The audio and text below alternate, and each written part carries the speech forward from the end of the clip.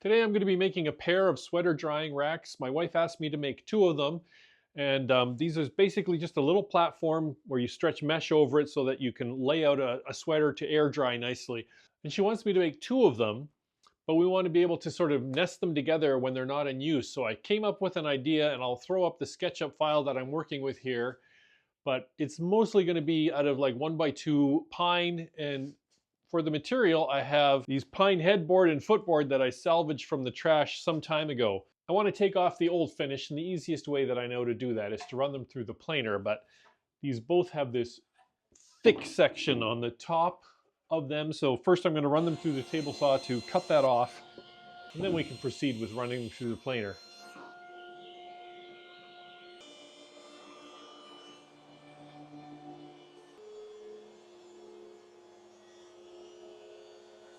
These boards are straight enough that I could just send them through the table saw, but I'm going to first run it over a joiner just to clean up this edge.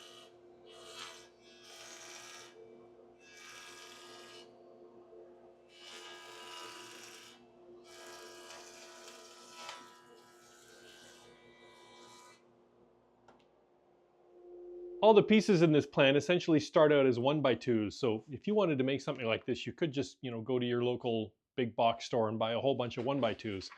I'm obviously using recycled wood for this, so my next step is to rip just a whole bunch of 1x2 strips. I'm going for a finished size of about 1.75 inches.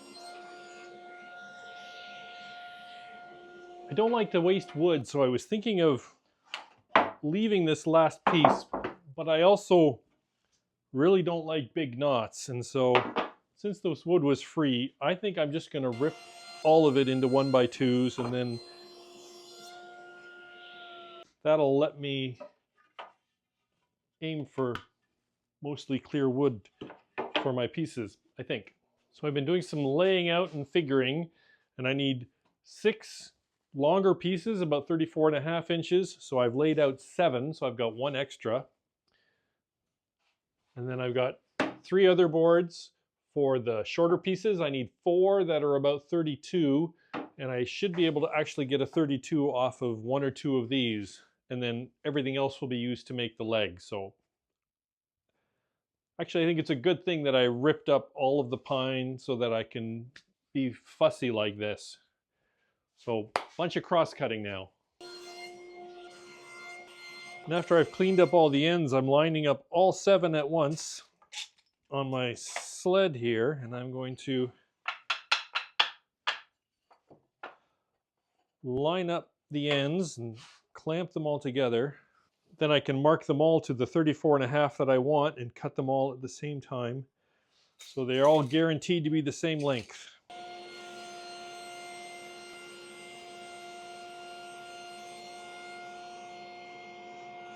And then I did pretty much the same thing with the 32-inch pieces, except I only cut exactly 4 because I can use this spare one here if I need to. I also need 8 legs that are 6 inches long, but that's pretty easy to get out of all of the leftover scraps.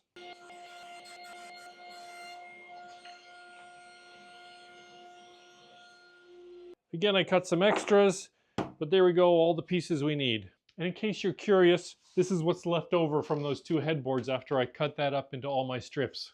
So I've been having some thoughts. So let me rough out what we're looking at here. So 1 cross piece like that, like that, like that.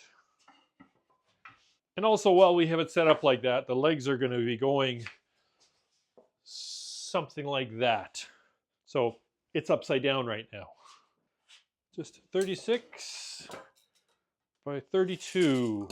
Now this center piece is what I'm rethinking. So if you look back at my original plan, there's going to be mesh over the whole thing. You want to dry a sweater on here, and airflow is important. And I have this in here because I think it'll strengthen the piece, but I don't want it touching.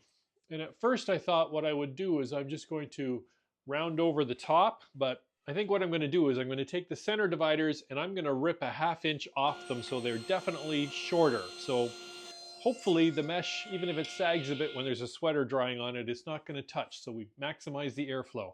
Just for looks, I want to put a round over on the top of the leg. So to do that, I've put a large round over bit in my router table. And I'm going to clamp the boards up into chunks and then run them through.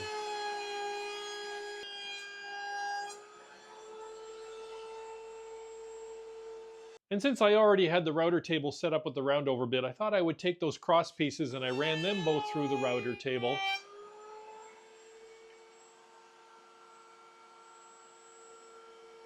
And I rounded over the top edge. So again, even if things do come down to touch at the middle piece, I want to have them touch as little as possible. I don't need a lot of sanding, but I still need some sanding.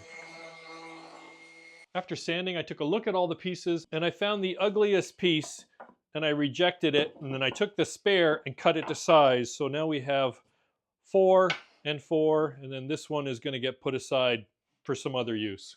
Pine's very soft, but I'm still going to drill pilot holes for all my screws. I'm just assembling it with 2 screws at each corner. And this middle cross piece, I'm making sure it's centered and also flushed with the bottom of the piece. And after taking all that care, yeah, one split, and it split right through. I can see it right there. So I'm going to take this piece out altogether. And as you recall, I cut my extra piece short, but so I'm going into the third choice pile now for some more pine.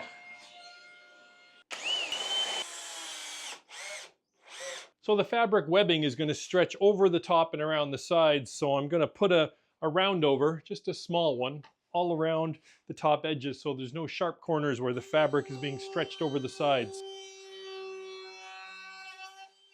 In the interest of speed and simplicity, off screen I took this all out to my backyard and I hit it with several coats of rattle can spray lacquer. And after it's had a chance to fully dry, I'm just burnishing it with some kind of like brown paper. Takes it from rough to really silky smooth. And it only takes a few seconds. So this is the mesh that my wife bought to use, so I need to cut it to size.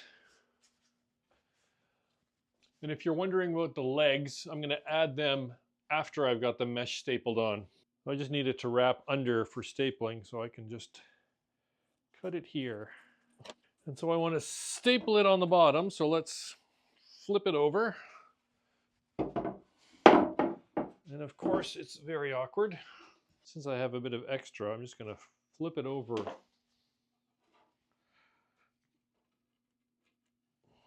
So I folded it over a few times. I'm going to start in the middle here and then same on that side. I'm taking my cue from some upholstering videos I've seen. So you start in the middle and work your way out. And then do the same from the side here.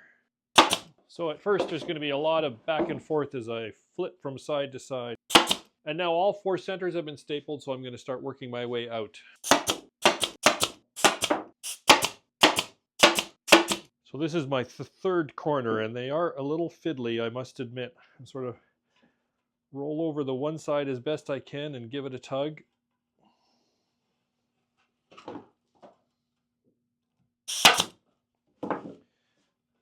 And then on the other side, I try to just sort of put this in there. But again, I'm just rolling things over. Careful. Well, it feels pretty tight, so I think that's good. So that's one. Now let's do another one. Like that. And as a side note, I am using stainless steel staples for this, and I would recommend that if you were to build something like this, that you would too, because there might be a little bit of moisture involved. So, and now the legs. So the corner is fastened together here, so you have to visualize it. There's a screw going like that. So I don't want to cover that with the legs, and I don't want to put the legs there because then when you're attaching there, you might interfere. So I'm going to put the legs on this side right here. Use another leg as a spacer. I'll put it like that. I will make sure it is square. My screws are only 1.25 inches, so I'm countersinking them quite deep. And of course, I put the first one upside down. Ah. And with a bit of movie magic, all fixed. So now the first two are easy, but with the other two, I have to do something a little different, because if you'll recall, I want these to be able to stack. So I'll throw out my SketchUp file here again, but essentially, if I put a leg here, which is the same as on the other side, they're going to interfere with each other. But instead, if I put my leg there, then when I stack them, the one leg will just slide right down there and not be in the way. So I've got the first one set up on the table saw, and if we flip this one around, the idea is that the legs should interlock like that, and then we can stack them when they're not in use. And then when I want two of them, yeah, they're too big for this table here, but there we go. So this is a bit of an awkward camera angle, but I wanted to show you how the finished product works. The idea is you take your knitted item and you can lie it flat on here to dry flat. And when you're done, we can take these and stack them up and slide them under the bed. So quick and simple project, but more important than that, useful, because I guarantee that that sweater dryer is going to be used practically every week in this house, at least during the winter time.